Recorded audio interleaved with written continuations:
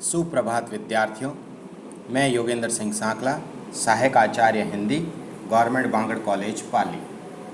विद्यार्थियों, आज हम बीए तृतीय वर्ष के विद्यार्थियों के संबंधित जो हम पाठ्यक्रम के प्रथम प्रश्न पत्र के केकई अनुताप के विषय में चर्चा कर रहे थे और केकई अनुताप के हमने अनेक अवतरणों का विस्तृत रूप से अध्ययन किया था। उसी के क्रम में आज हम आगे मैथिली शरण गुप्त द्वारा रचित साकेत महाकाव्य का जो केकई अनुताप है, उस केकई अनुताप के प्रसंग को उद्घाटित करते हैं।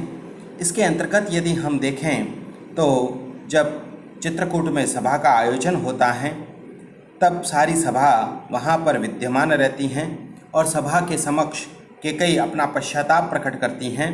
तो राम के प्रति केकई का जो कथन है वह निरंतर जारी है उस सभा के अंतर्गत, और उस सभा में केकई अपना संपूर्ण पश्चाताप व्यक्त करती हुई और आगे क्या प्रसंग के माध्यम से कहती हैं, उसी का हम व्याख्यात्मक अध्ययन करेंगे। तो हम देखते हैं कि केकई किस प्रकार से अपना पश्चाताप व्यक्त कर रही हैं। हाँ दंड कौन क्या उसे डरूंगी अब भी, मेरा विचार कुछ दया पूर्ण हो तब भी। हाँ दया हंत व घृणा अह व करुणा, वैतरणी सी हैं आज जाह्नवी वरुणा। सशक्ति हूँ चिर नरक सुने सुविचारी, पर मुझे स्वर्ग की दया दंड से भारी। लेकर अपना वह कुलिश कठोर कलेजा, मैंने इसके लिए ही तुम्हें वन भेजा। घर चलो इसी के लिए न रूठो अब यों, कुछ और कहूँ तो उसे सुनेंगे सब क्यों। मुझको यह प्यारा और इसे तुम प्यारे, मेरे दुगुने प्रिय रहो न मुझसे न्यारे। अब देखिए यहाँ पर केकई जो है वह अपना संपूर्ण वह पश्चाताप व्यक्त करती हुई उस सभा के अंतर्गत वह कहती हैं, क्या कहती हैं? हाँ दंड कौन क्या उसे डरूंगी अब भी। केकई कहती हैं कि मैंने जो अनुचित कार्य किया था और उसका मुझे दंड अब भी मिलना शेष है, तो उस दंड के लिए मैं अब नहीं डरूंगी कि अब मुझे जो भी दंड मिलेगा, तो इसलिए कह रही है कि हाँ दंड कौन क्या, कोई सा भी दंड क्यों ना हो, लेकिन उस दंड के लिए मैं किसी प्रकार से अब नहीं डरूंगी। वह स्वयं से ही वह प्रश्न कर रही है। इसका अभिप्राय यह है कि वह यह कहना चाहती हैं कि पति की असमय मृत्यु होने के कारण, मतलब पति की महाराजा दशरथ की मृत्यु होने से अपयश उसे प्राप्त हुआ और उसके साथ साथ पुत्र की घृणा भी उसे प्राप्त हुई है। तो ऐसे पात्र होने का दंड तो उसे पहले से ही मिल चुका है और यही उसके लिए वह कह रही है कि मेरे लिए सबसे बड़ा दंड है।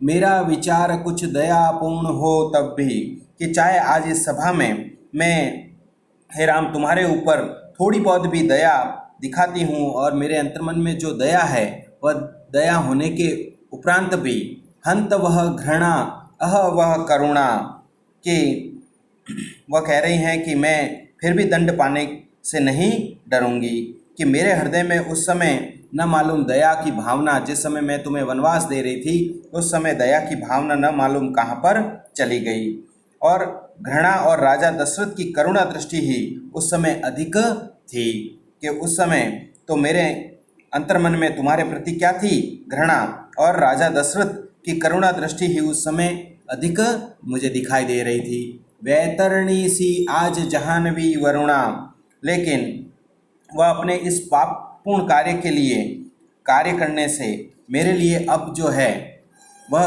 स्वर्गदायिनी गंगा यमुना नदी भी नर्क के नदी के समान कष्टदायी प्रतीत हो रही है। वह कहने लगी कि जो स्वर्ग को प्रदान करने वाली गंगा और जाह्नवी, जाह्नवी का मतलब होता है गंगा और वरुणा का मतलब है यमुना, जो नदी हैं, जो कि वैतरणी, वैतरणी यानी स्वर्ग को प्रदान करने वाली, कि स्वर्ग को प्रदान करने वाली जो गंगा और यमुना नदियां हैं, वह भी नदियां जो हैं वह आज मुझे बहुत ही अधिक कष्टदायी प्रतीत हो रही है। सह शक्ति हूँ चिर नरक सुने सुविचारी, कि मैं चिरकाल तक, लंबे समय तक नर्क भोगने के लिए तैयार हूँ।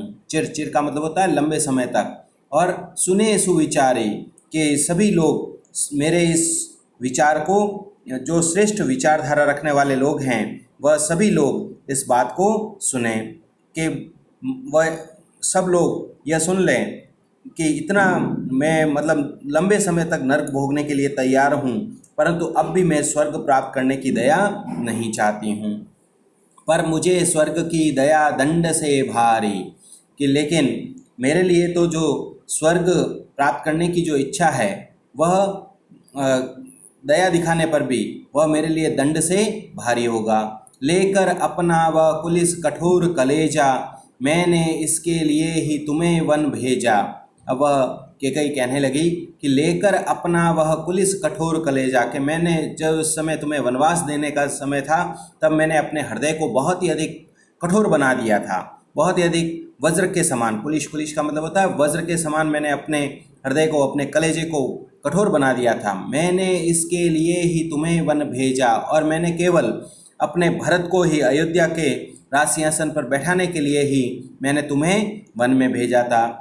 लेकिन वह आगे कह रही है, घर चलो इसी के लिए, लेकिन आज तुम इसी भरत के लिए तुम पुनः अयोध्या लौट चलो। न रूठो अब यों, कि इस प्रकार से तुम रुष्ट मत हो। कुछ और कहूँ तो उसे सुनेंगे सब क्यों, कि मैं इसके अलावा और अगर इस सभा में उपस्थित होकर मैं सभी के सामने कुछ भी अपने भावों को व्यक्त करती हूँ तो सभी लोग क्यों सुनेंगे मेरी इन बातों को। मुझको यह प्यारा और इसे तुम प्यारे। अंत में केकई कह रही है कि मुझको यह प्यारा, कि मुझे मेरा पुत्र भरत बहुत अधिक प्रिय है, सबसे अधिक प्रिय है। मैंने जो कुछ भी किया वह अपने पुत्र भरत के प्रेम और स्नेह के वशीभूत होकर के ही मैंने ये सभी कार्य किया था।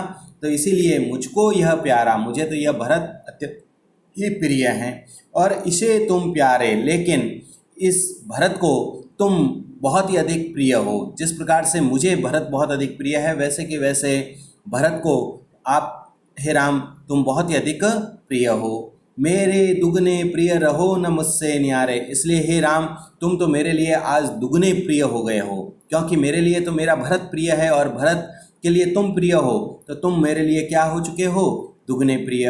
रहो न मुझसे न्यारे, इसलिए हे प्रिय भरत तुम मुझसे तनिक भी दूर मत रहो। तो इस प्रकार से यहाँ पर केकई अपना संपूर्ण पश्चाताप व्यक्त करती हैं। एक बार हम पुनः इसको देख लेते हैं तो केकई किस प्रकार से पश्चाताप कर रही हैं। हाँ दंड कौन क्या उससे डरूंगी अब भी। केकई कह रही है कि मेरे लिए कोई भी दंड क्यों ना हो, क्योंकि मैंने जो काम किया है, मैंने जो पाप कर्म किया है और उस पाप कर्म के लिए मुझे कोई भी दंड मिल जाए, क्या उसके लिए मैं किसी प्रकार से दया की याचना नहीं करूंगी, क्या उसे डरूंगी अब भी, और उस दंड को प्राप्त करने के लिए मैं अब तनिक भी नहीं डरूंगी।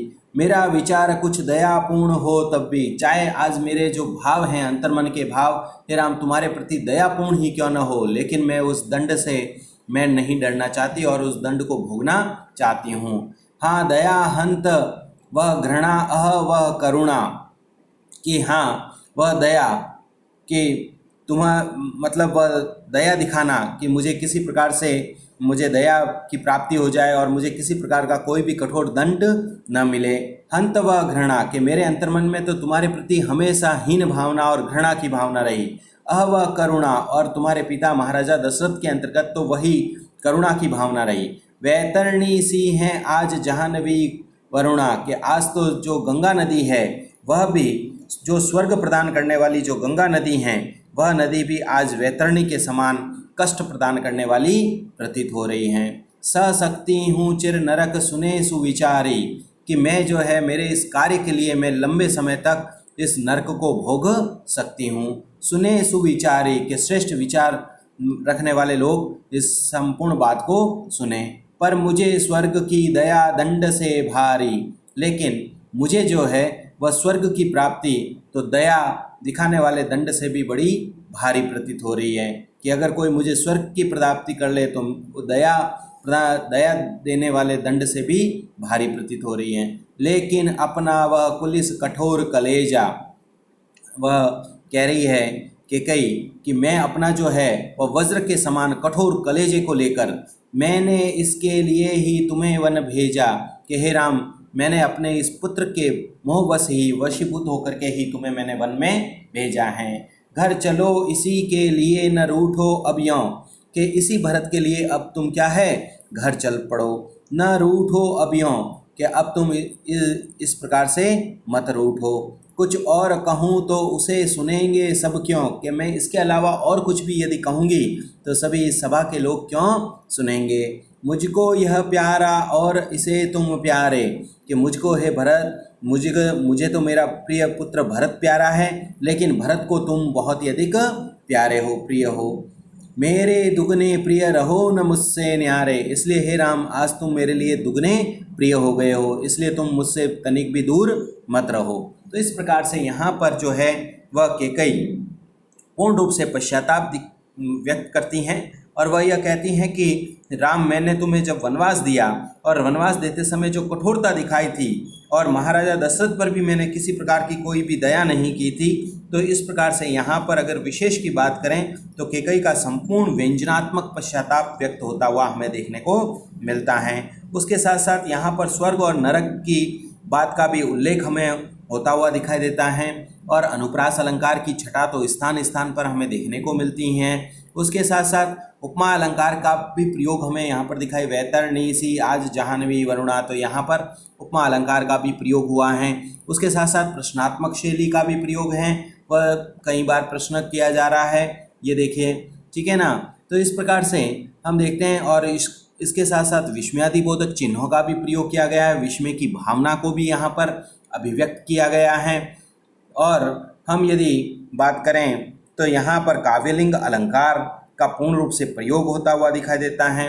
तत्सम शब्दों का भी प्रयोग हमें देखने को मिलता है, जैसे जाह्नवी है, वरुणा है, यहाँ पर ऐसे तत्सम शब्दों का भी हमें प्रयोग होता हुआ देखने को मिलता है। उसके अलावा यदि हम इनके विशेष के दृष्टिकोण से बात करें तो यहाँ पर पूर्ण रूप से करुणा की भावना हमें देखने को मिलती हैं, करुण रस की प्रधानता हमें देखने को मिलती हैं।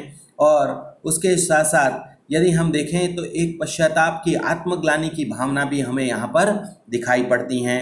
और भाषा के तत्व की बात करें तो भाषा का जो तत्व है वह यहाँ पर हमें मूलभूत रूप से जो देखने को मिलता है वह खड़ी बोली के रूप में हमें दिखाई पड़ता है।